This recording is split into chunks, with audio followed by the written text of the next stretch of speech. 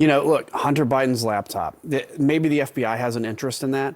His laptop was stolen from him and exposed to people, right? He's not in government. Yet this is the Republicans' #1 thing this year. So look, my political analyst hat looks and says, James Comer this, Marjorie Taylor Greene is very influential in the person in the party.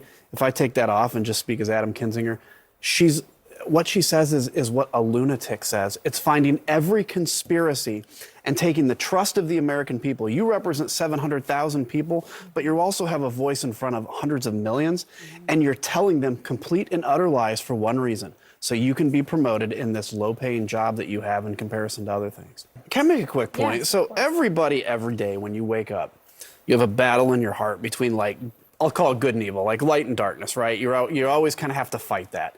It is really easy to let the dark parts of your heart overtake your thinking, because you don't have to think too hard to do that. It's just like all your fear can manifest into how you act. When somebody in power and leadership stands in front of you and speaks out the dark parts of your heart, it gives you permission to let that overtake you. That's why a leader's job is to not do that. A leader's job is to avoid the temptation to speak the darkest parts of hearts. Can I ask you, you said, I think, Don, you said, are you happy to be out of there? You said you're so happy. But that, just recognizing what that moment is, because you fought so hard against that while you were there, and realizing, I think, you couldn't change it enough? Yeah, I mean, look, it's to an extent, I'm sad that I don't have the ability to fight there. I'm personally glad to be out. It was 12 years. But yeah, I mean, you have to look at it and say, from my party, I don't think it's going to take just one person coming along and saying the right things. I think this thing has to burn its way through the party. There has to be a moment where people are like, this doesn't work anymore. Listen, there's a similarity between us in that, because when I was on the night show, every day was a knife fight about, you're wrong, this is whatever. And so I moved here because I thought there's a different conversation you can have. But it's very easy, as you said, this fight in your heart, to be lulled into the idea that, and to normalize what Comer said, or to what Marjorie Taylor Greene said, and that people actually believe it. Can I say that, the Bible says you can't point out a speck in somebody's eye when you have a plank in your own. There is real benefit, whoever you are, to recognize your own issues as well, right? So let's say this Chinese balloon, every Republican is saying, in essence, Biden needs impeached over this, which is insane.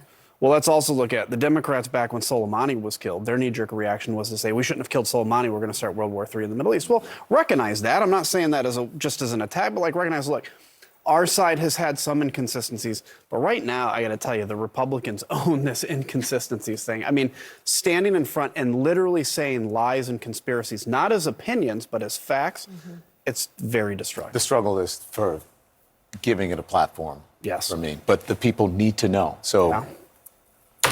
What do you do? Well, it's going to be interesting to watch how President Biden disguises the fact that this is probably one of the most important campaign speeches he's ever given in his life. I mean, the one thing Democrats and Republicans are united on is they don't want Joe Biden to be the Democratic nominee. And I think it's going to be interesting to see how he plays up his wins and his losses. There's a huge divide between, I keep hearing a lot of Democrats talk about the wins and the successes of Joe Biden. Those to Main Street America feel like D.C. wins. They don't feel like wins at their jobs, in their communities, at their kitchen table, their retirements, whether or not they're going to lose their jobs, their house prices. So it's going to be interesting. It will feel like a campaign event, in my opinion, in listening to President Biden talk. Certainly there always is. And I think Americans on both sides of the aisle, all sides of this situation, are going to be watching two things to President Biden's performance tonight. The performance of what does he actually say. That seems to be pretty predictable, right? I think he's going to talk about his legislative wins. He's going to talk about some of the successes. He's going to maybe take a trip down some fool's gold and talk about how the economy is completely recovered.